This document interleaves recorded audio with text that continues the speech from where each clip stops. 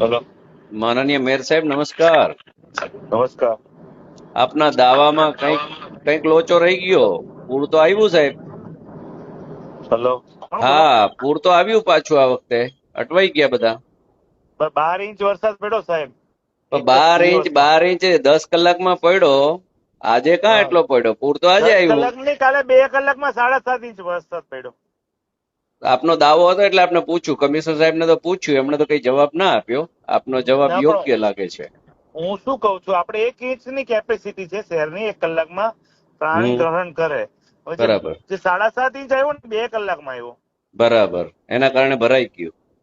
એના કારણે કેપેસિટી બધા જ તમે બધી ડ્રેનેજમાં લેવા માંડ્યા ને, ઢાંકણા ખોલીને.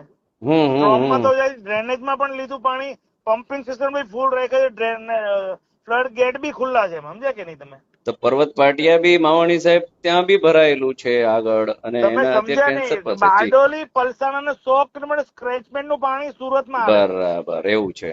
સારું 7 સારું. ખાડી થ્રુ કેટલા? 7 ખાડીનું પાણી. હા, ઈ પાણી પેરેલલ જાય છે, એટલે આપણું પાણી લે નહીં. સમજાઈ ગયું, સમજાઈ ગયું. સારું સારું સાહેબ. ટેકનિકલ વાત કરું છું તમને, સમજે મારી વાત? જી જી જી જી માવણી હા. સાહેબ. ઓકે.